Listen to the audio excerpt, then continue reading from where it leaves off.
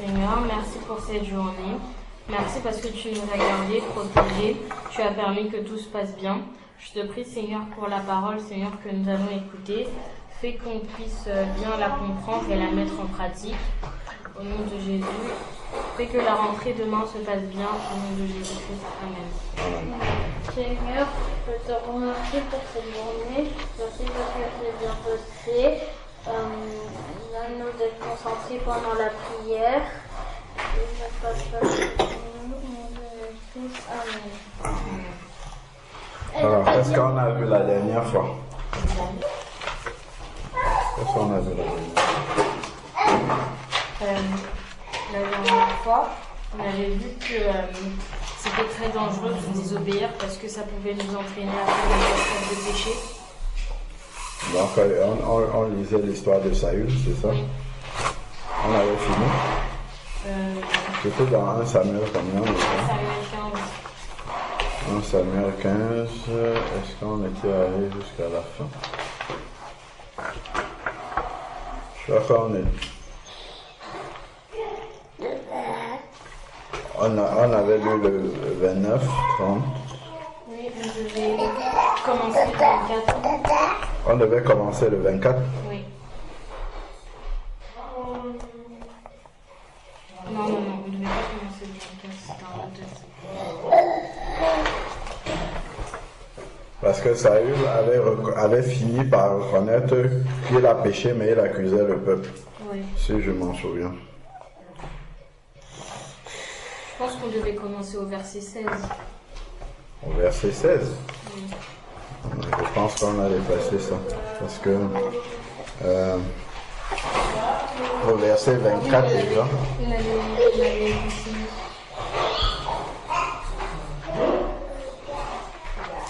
Saül dit à Samuel, j'ai péché, ça c'est au verset 24. J'ai péché, donc c'est 1 Samuel 15, verset 24. Donc, on va poursuivre à partir du verset 24, on va lire jusqu'à la fin. 35.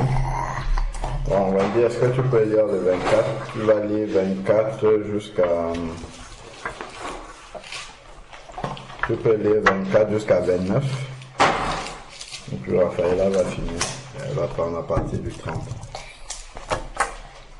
Alors Saül dit à Samuel, j'ai péché car j'ai transgressé l'ordre de l'Éternel et je n'ai pas obéi à tes paroles. Voilà, on s'arrête là. Qu'est-ce qu'il dit? Alors, Saül dit...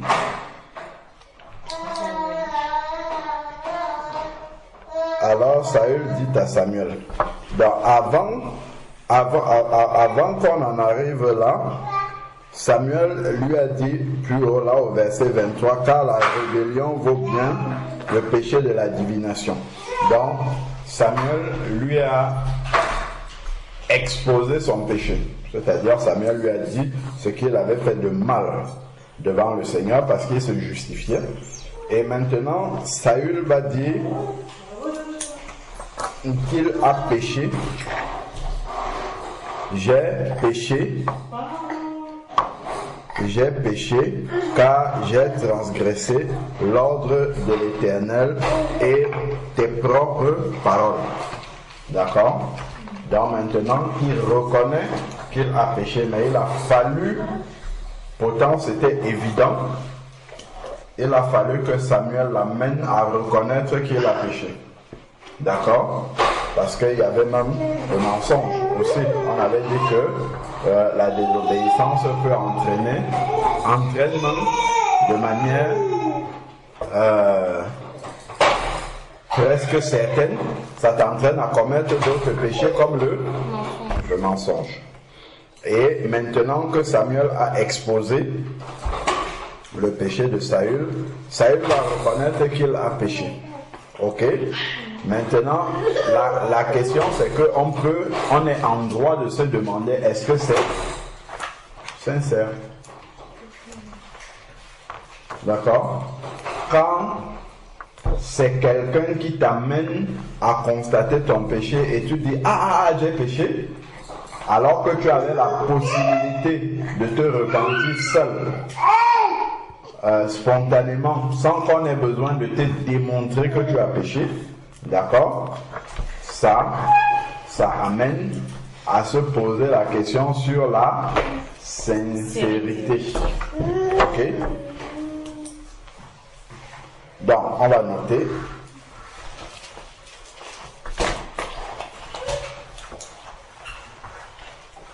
Nous devons reconnaître, nous sommes toujours dans, je crois, c'est les conséquences. Nous devons reconnaître au plus tôt notre péché. Nous devons reconnaître au plus tôt notre péché.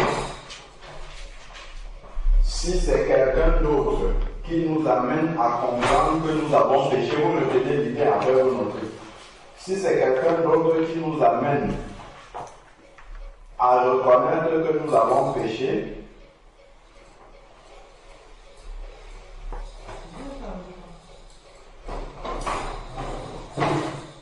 si c'est quelqu'un d'autre qui nous amène à reconnaître que nous avons péché,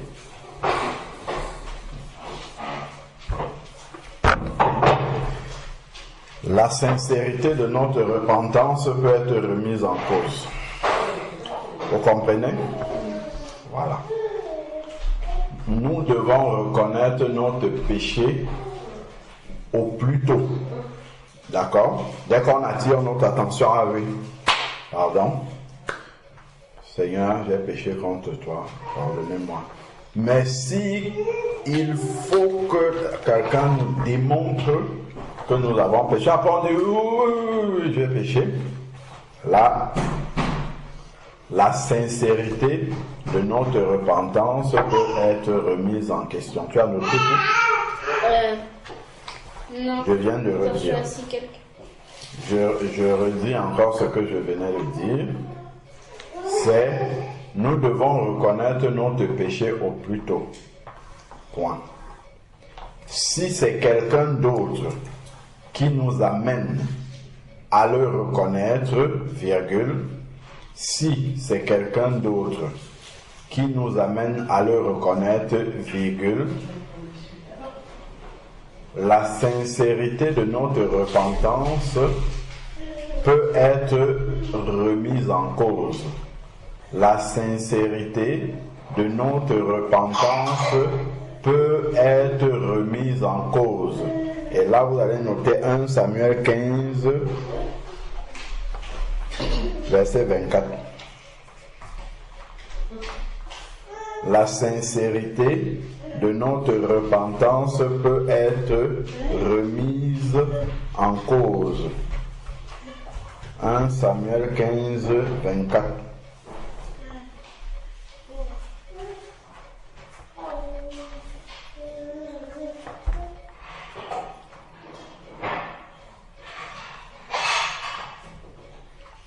Samuel 15, 24, c'est bon? La sincérité de notre repentance peut être remise en cause. 1 Samuel 15, 24.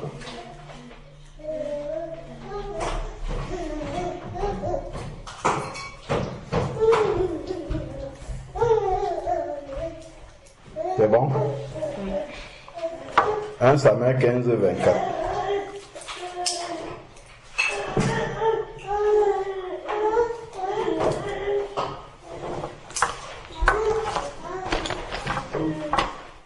Ok.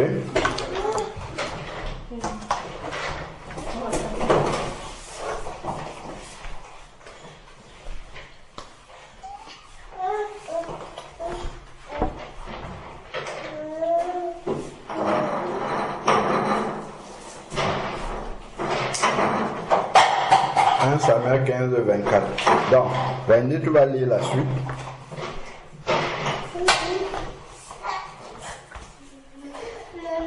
Et dit qu'il a transgressé l'ordre de l'Éternel et tes propres paroles. Et ensuite, il dit, je craignais le peuple et j'ai écouté sa voix. Voilà. Il ment. Une fois, on a bien dit que la désobéissance peut entraîner le péché du mensonge. Parce que là, il a décidé de le faire. On avait d'ailleurs lu le verset où il avait décidé de le faire et le peuple l'a suivi.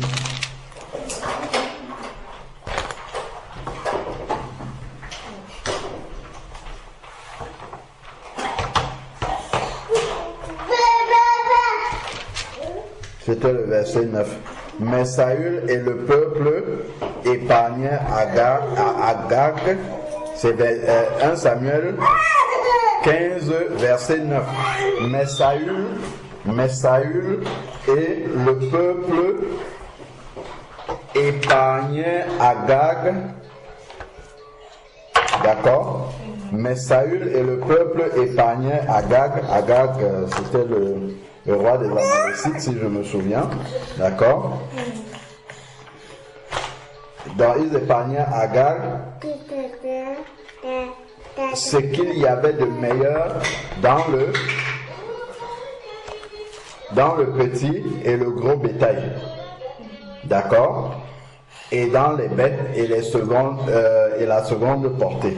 Donc ils ont épargné, entre parenthèses, ils épargnaient les agneaux gras. On lit le verset 9. Et tout ce qu'il y avait de bon, il ne voulut pas le vouer à l'interdit. C'est le peuple et Saül. Et on ne voit pas que le peuple lui a mis la pression. Donc ce n'est pas comme dans le livre d'Exode où le peuple était venu dire à Aaron, ce Moïse-là, il est parti depuis, on ne sait pas ce qu'il est devenu. Fais-nous un Dieu qui marche devant nous. Ok? Mais là, c'est Saül lui-même qui a commencé à faire, le peuple l'a suivi et on ne lui a pas mis la pression. Mais là, maintenant, il dit que c'est le peuple qui l'a fait. Ok? Donc ça, c'est le mensonge on avait décelé la dernière fois. Et ça, tout ça, ça parle de la désobéissance.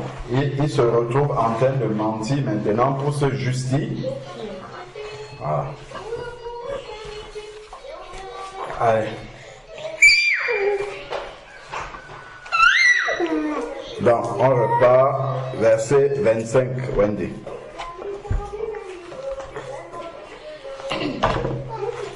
Maintenant, je te prie, pardonne mon péché, reviens avec moi, et je me prosternerai devant l'Éternel. Samuel dit... Alors, non, attends. On lit un verset, on s'arrête et on médite sur le verset. Alors, donc, qu'est-ce que tu as lu? Vas-y, reprends. Maintenant, je te prie, pardonne mon péché, et je reviens avec moi et je me prosternerai devant l'Éternel. Est-ce que sa repentance est sincère? Qu'est-ce qu'on peut dire de cette phrase-là? Quand on lit ça, est-ce que pour vous c'est sincère? Hein? Qu'est-ce qui peut faire croire que sa repentance n'est pas sincère? Oui? C'est qu'il Wendy avait levé le doigt avant. C'est que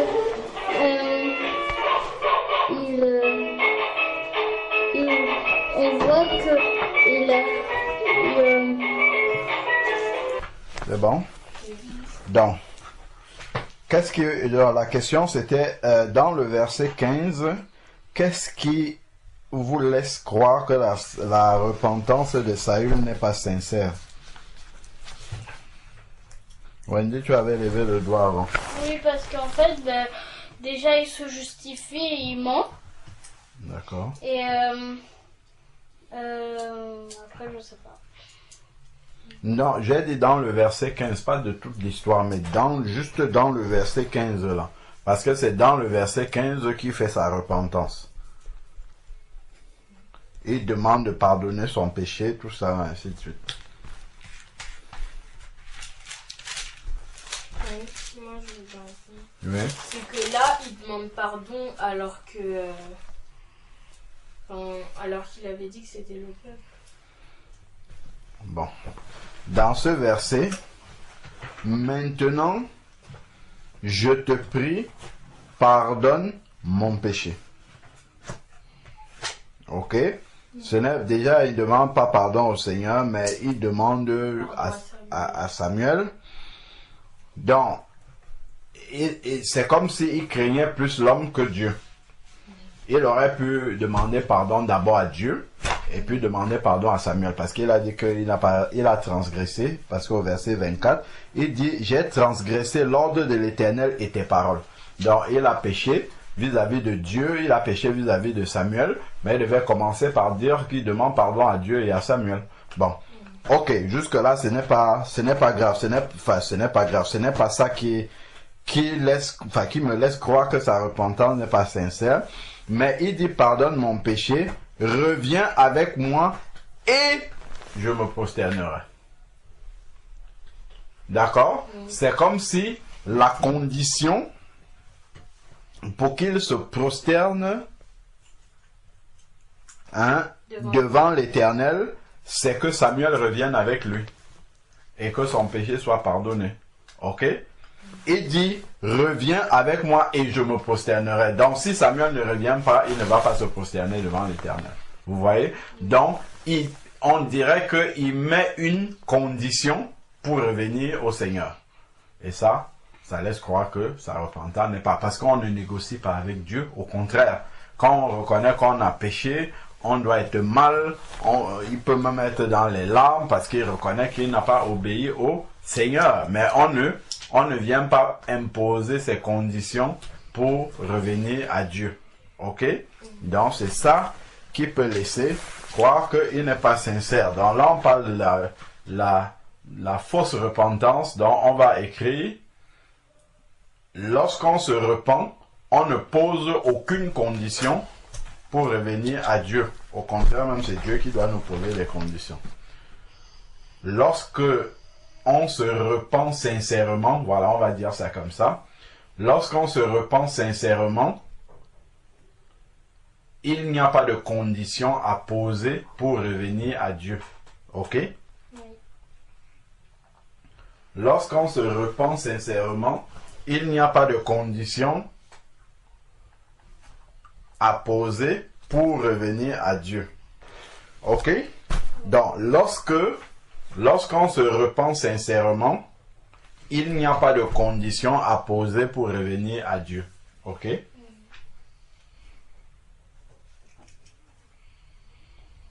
Lorsqu'on se repent sincèrement, il n'y a pas de condition à poser pour revenir à Dieu.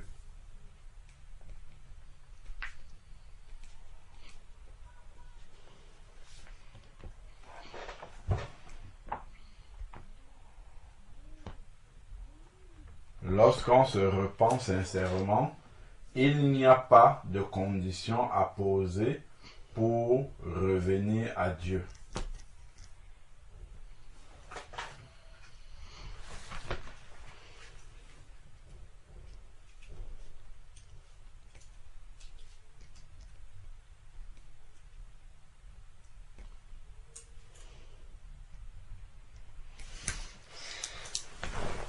Lorsqu'on se repent sincèrement, il n'y a pas de condition à poser pour revenir à Dieu. Vous mettez verset 25.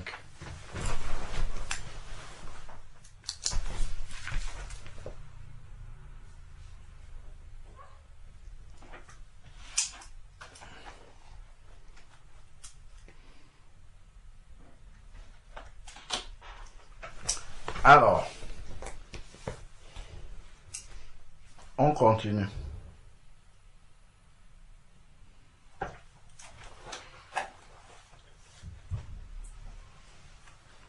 Verset 26, Wendy.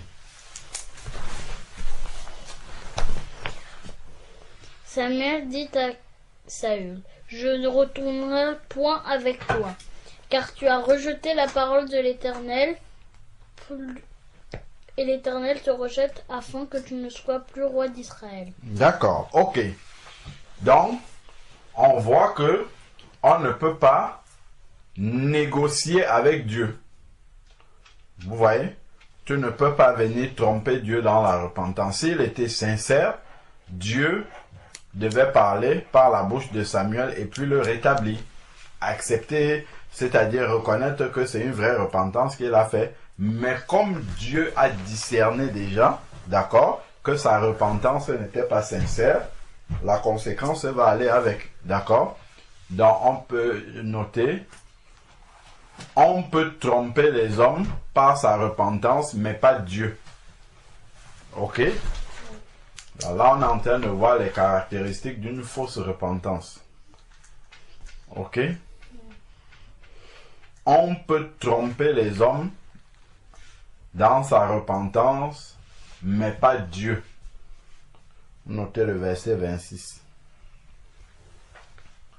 On peut tromper les hommes dans sa repentance, mais pas Dieu. D'accord? On peut, oh, bon, je suis sincère, je me suis repenti, on peut même pleurer, mais Dieu sait que celui-là, c'est un hypocrite. Parce que ce qu'il est en train de faire ne reflète pas ce qu'il a réellement dans le cœur. Ok? Donc, il faut toujours chercher à avoir une vraie repentance sincère. Ok? C'est bon? Donc, on vient de dire que on peut tromper les hommes par sa repentance ou dans sa repentance, mais pas Dieu. Ok? Et ça, c'est verset 26. C'est bon? Oui. Comme Samuel... Attends, pardon, excusez-moi, c'est Wendy qui est.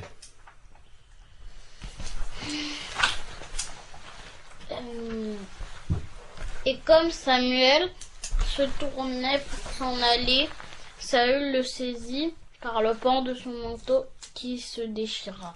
Voilà. Vous voyez les conséquences? Ça, on est parti de la rébellion, on est tombé au mensonge. Et puis maintenant, il va déchirer les vêtements de l'homme de Dieu. Vous voyez? Là, on est parti de la rébellion. On est tombé à quoi? Au mensonge. Et maintenant, on est dans la violence. Donc ça, c'était les cascades de péchés qui suivent la... Oui, C'est la cascade de péchés qui suit la désobéissance. Voilà, la cascade de péchés qui suivent la désobéissance. Dans là, on a vu la désobéissance qui a entraîné le mensonge. Derrière le mensonge, maintenant, il y a la violence. Ok? Voilà. Vous pouvez noter. La violence peut aussi... attends. La violence peut aussi être une conséquence de la désobéissance. Ok? La violence peut aussi être une conséquence de la désobéissance.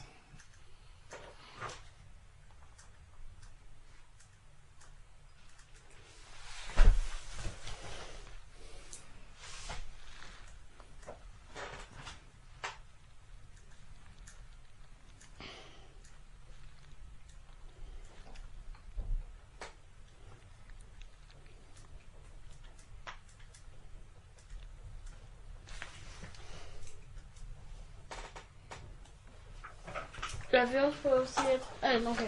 La violence peut aussi être une conséquence de la désobéissance. Verset 27.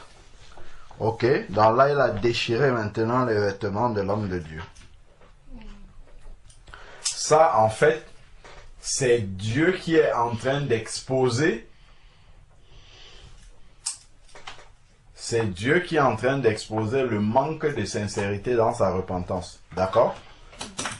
Parce que s'il était réellement repenti avec un cœur vraiment sincère devant Dieu, il ne pouvait pas agir avec violence devant Samuel. Ok? Il y aurait eu de la retenue, de l'humilité, de l'humiliation. Ok? Mais là, c'est plutôt par la violence qu'il réagit. Et ça montre que sa repentance n'est pas sincère. Parce que la Bible dit que lorsqu'on se repent, on doit produire des fruits dignes de la Repentance. Lorsqu'on se repent sincèrement, on doit produire des fruits dignes de la repentance, mais Saül, il produit là un fruit de la violence, n'est pas un fruit digne de la repentance. Vous pouvez d'ailleurs noter ça. La violence n'est pas un fruit digne de la repentance. Donc ça, c'est encore une preuve que sa repentance n'est pas réelle. La violence n'est pas un fruit digne de la repentance.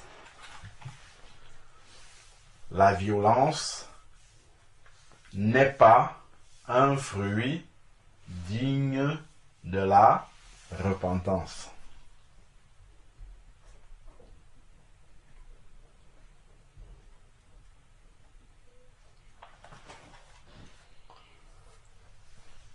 La violence n'est pas un fruit digne de la repentance. C'est le même verset.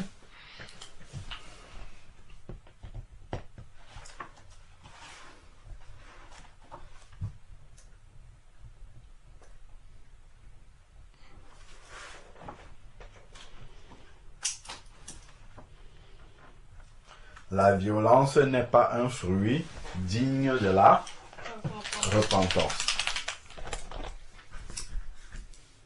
Vous vous rappelez qu'il disait « Produisez donc les fruits dignes de la repentance et ne vous contentez pas de dire que vous avez Abraham pour père. » Qui disait ça? Race de vipères, qui vous a appris à fuir la colère à venir. Repentez-vous et changez. Voilà, Jean-Baptiste, c'est ça. Jean-Baptiste le disait. Produisez donc du fruit digne de la repentance et ne vous contentez pas de dire que vous avez Abraham pour père. Produire le fruit digne de la repentance et changer. D'accord? Parce que si tu te repens de quelque chose et que tu continues à faire la chose, c'est que ta repentance n'était pas sincère, tu n'as pas vraiment changé. Ok? Voilà. Donc, ici,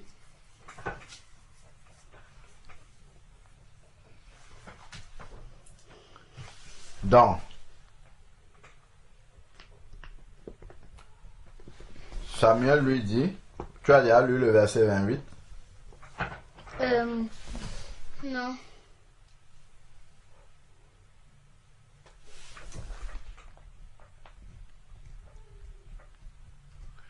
Donc, ok. Verset 28. J'ai pas fini d'écrire. Non, vas-y, écris.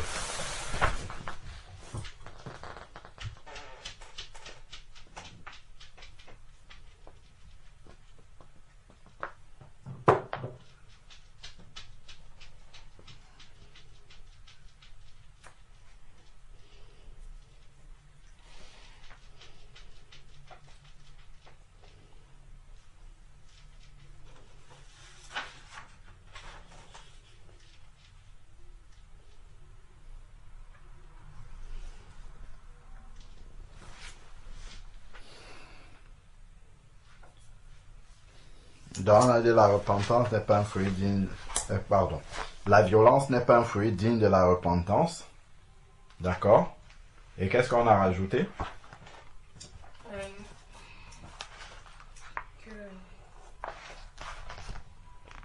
Que la violence n'est pas un fruit digne de la repentance. Que la violence n'est pas un fruit digne de la repentance. Bon, on avait cité le verset où Jean-Baptiste dit de produire le fruit digne de la repentance. C'est dans Matthieu 3 qu'on le trouve. Donc, verset 28, Wendy.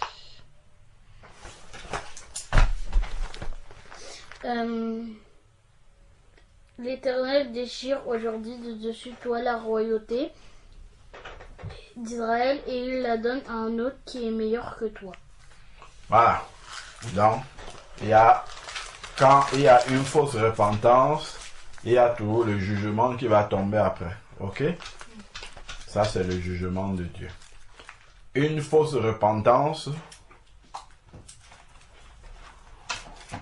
peut faire tomber le jugement de Dieu sur nous. Tu notes? Une fausse repentance peut faire tomber le jugement de Dieu sur la personne. On va dire ça comme ça. Une fausse repentance, c'est-à-dire une repentance qui n'est pas sincère,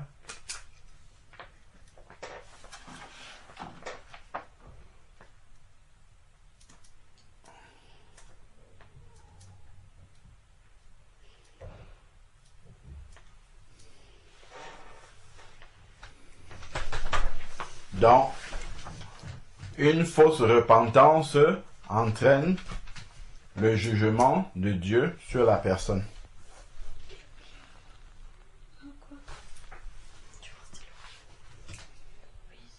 Une fausse repentance peut faire tomber le jugement de Dieu sur la personne. Verset 28.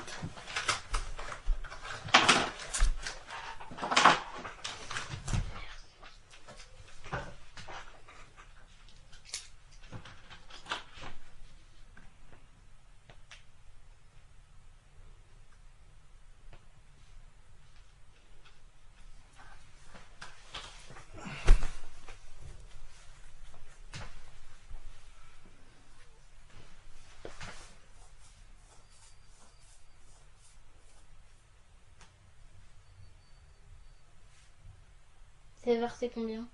28. C'est bon, j'ai fini. C'est bon. Tu lis le verset 29.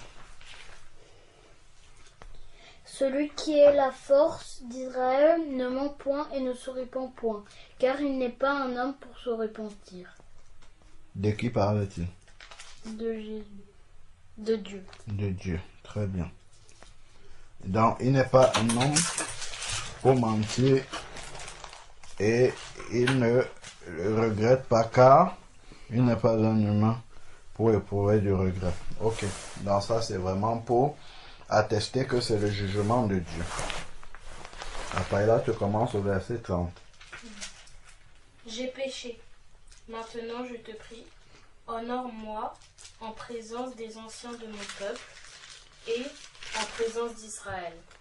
Reviens avec moi et je me prosternerai devant l'Éternel ton Dieu. Il enfonce encore le clou. C'est-à-dire qu'il montre vraiment que sa repentance est intéressée. Donc, c'est pas une repentance. Il veut être... il veut préserver son image devant les hommes. Donc, il craint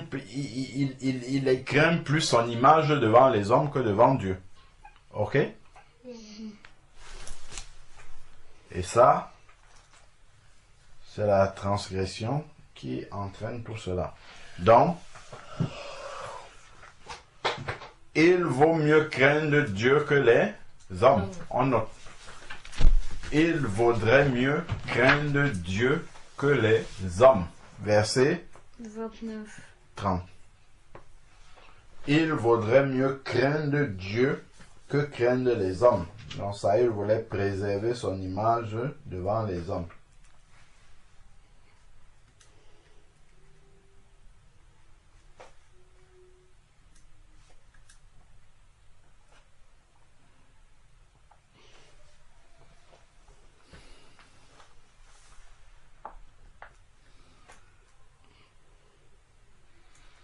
Il vaudrait mieux craindre Dieu plutôt que les hommes. Verset 30. Saül voulait préserver son image devant les hommes. Ça, on note pas, c'est juste l'explication. Et il continue à mettre des conditions. Là, il a même encore rajouté une condition. Il avait d'abord demandé à Samuel de revenir juste avec lui, il va se prosterner devant Dieu. Maintenant, il demande à Samuel de revenir avec lui, ensuite qu'il l'honore devant les anciens d'Israël. Comme ça, il va garder l'estime des hommes. Ok? Oui. Verset 31, Raphaël.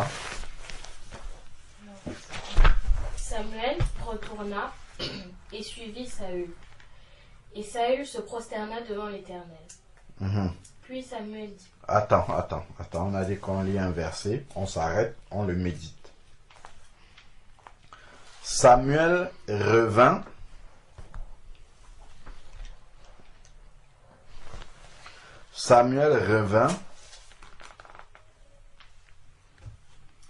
Et suivit Saül, et Saül se prosterna devant l'Éternel. Ok?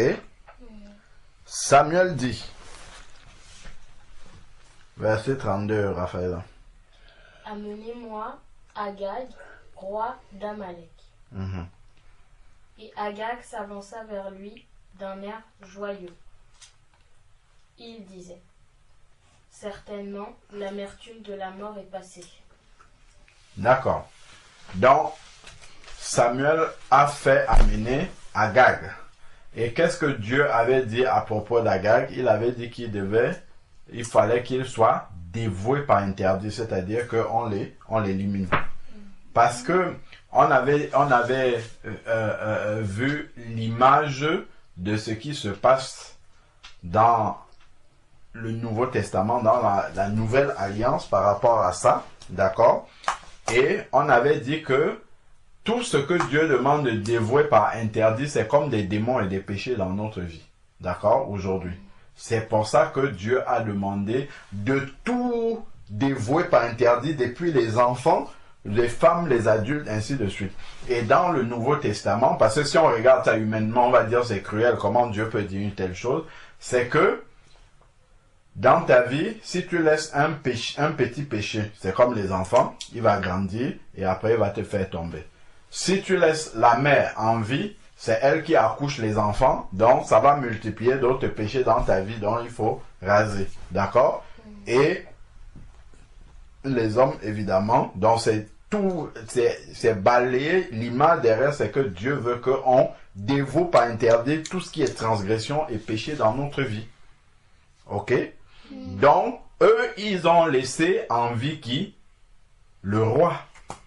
Donc, c'est comme si tu laisses le plus grand, le roi des péchés dans ta vie, tu le laisses encore continuer à te dominer. Ok? C'est ça, l'image ici. C'est pour ça que Dieu ne pouvait pas tolérer que Saül reste comme ça. C'est comme si Dieu cautionnait que quelqu'un garde le plus grand de tous les péchés dans sa vie. Que le roi, c'est le plus grand. Ok? Donc, Samuel demande de faire venir Agag. Et Samuel, lui, il va obéir à ce que l'Éternel avait dit. Continuons. Verset 33. Samuel dit: de même que ton épée a privé des femmes de leurs enfants, ainsi ta mère entre les femmes sera privée d'un fils. Et Samuel mit Agag en pièces devant l'Éternel à Gilgal. Voilà. Donc, Samuel est venu corriger ce que Saül n'avait pas fait. On peut dire comment le prophète de l'Éternel tue quelqu'un. En fait, c'est qu'il est en train d'accomplir la volonté de Dieu. Ok? Parce que si quelqu'un ne fait pas ce qui est bien, Dieu envoie un jugement sur lui. Et c'est Samuel qui a accompli le jugement de Dieu sur Agag. Parce que Agag, c'était un grand pécheur devant le Seigneur. Ok?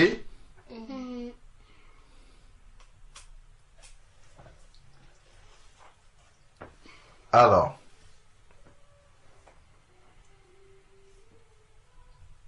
verset 34. Samuel partit pour Rama, et Saül monta dans sa maison à Gibéa de Saül.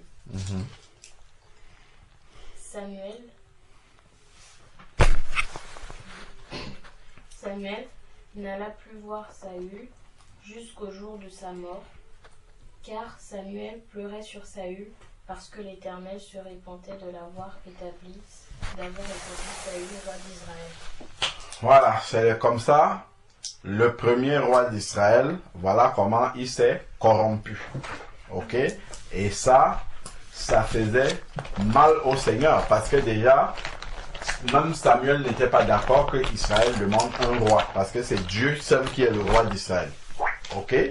Donc, il a permis qu'il puisse avoir un roi, et maintenant, voilà comment ce roi-là s'est mal comporté. Ok?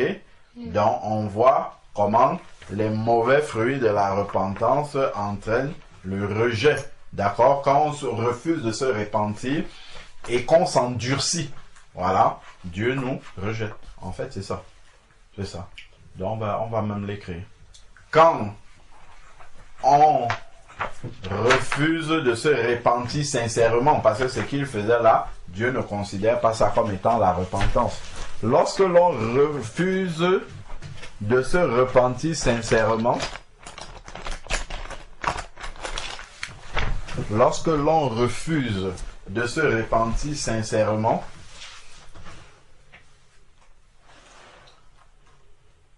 lorsque l'on refuse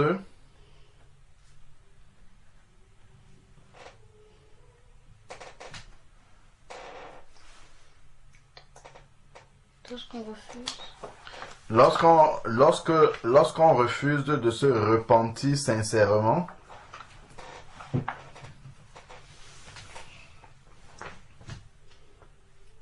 lorsque l'on refuse de se repentir sincèrement, virgule,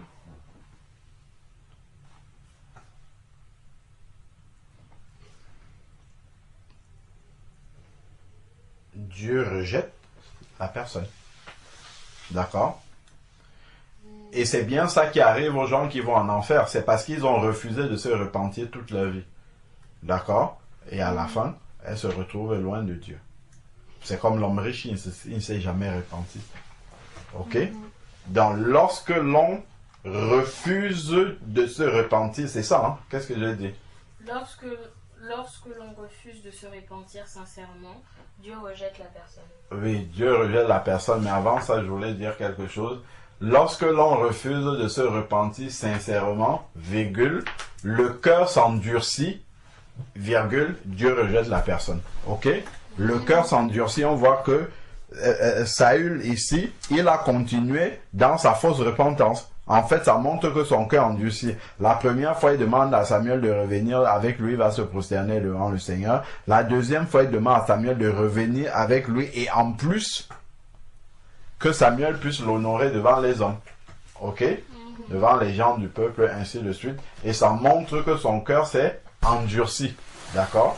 Voilà. Au lieu d'être dans l'humiliation et de dire, oui, vraiment, je reconnais que j'ai mal fait, le jugement du Seigneur serait juste sur moi. C'est comme ça que David, lui, se repentait. D'accord? Seigneur, je reconnais que j'ai mal fait, ton jugement est juste vis-à-vis de moi, je ne le referai plus. D'accord? Donc, on voit ici que lorsque l'on refuse de se repentir sincèrement, le cœur s'endurcit et Dieu rejette la personne. Vous notez verset 35. Dans le titre d'aujourd'hui, c'était quoi? C'est quoi? Le titre d'aujourd'hui. Moi, j'ai Selon place vous. pour noter. Oui, tu peux noter ça celui-là à la marge là-bas, c'est pas grave. Et tu soulignes. Quel est le titre d'aujourd'hui? Avec ce que vous avez entendu, si on vous demande une expression pour... Oui? La repentance sincère. Oui.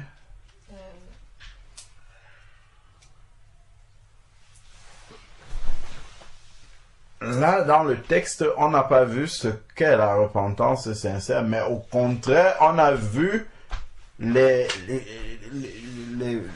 on a vu la fausse repentance, ok? Avec toutes ses conséquences. Mais attends, on va écrire le titre, on va formuler le titre. Ah, je On sais. peut mettre... La fausse repentance et ses conséquences. Oui, c'est bien, oui. oui, c'est ce que je voulais dire.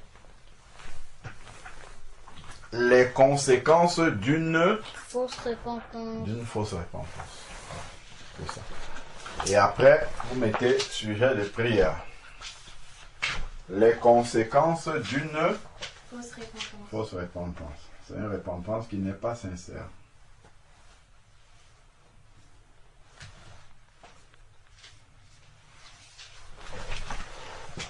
Les conséquences d'une fausse repentance ou d'une repentance douteuse. Sujet de prière. Qu'est-ce que vous voyez comme sujet de prière?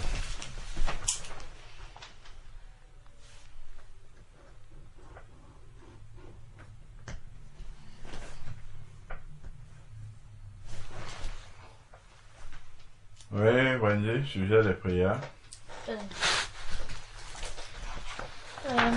Avoir toujours une repentance sincère, que Dieu nous aide à avoir une repentance sincère. Que Dieu nous aide à avoir toujours une repentance sincère. Premier sujet. Deuxième sujet. Qu'est-ce qu'on a dit d'autre dans le texte? Saül les croyants qui? Les hommes, ne pas craindre les hommes. Mais craindre Dieu. D'accord? Ok. que Dieu fasse augmenter sa crainte dans notre cœur afin que nous ne craignions pas les hommes. Ok? Parce que c'est plus on a la crainte de Dieu, moins on a la crainte des hommes. Mais plus on a la crainte des hommes, moins on a la crainte de Dieu. Ok? C'est comme ça. Si on craint les hommes, ben ça veut dire qu'on ne peut pas craindre Dieu, ça veut dire qu'on ne craint pas Dieu. Mais si on craint plus Dieu, alors on ne va pas craindre les hommes. Donc, premier sujet de prière, c'est que Dieu nous aide à avoir une repentance sincère, à avoir toujours une repentance sincère. C'est ça, Wendy? Oui. Deuxième sujet, c'est que Dieu augmente sa crainte dans nos cœurs afin que nous ne craignons pas les hommes.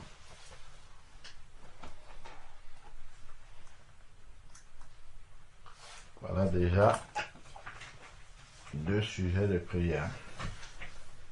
Chacune de vous va prendre un sujet.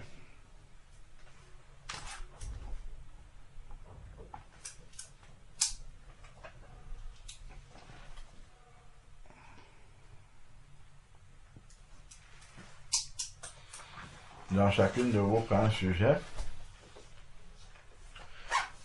Et puis vous allez continuer à prier pour ça pendant la semaine, après, ainsi de suite. D'accord? Les sujets de prière qu'on pose là ne sont pas des sujets qu'on formule une fois, après c'est fini. Ok?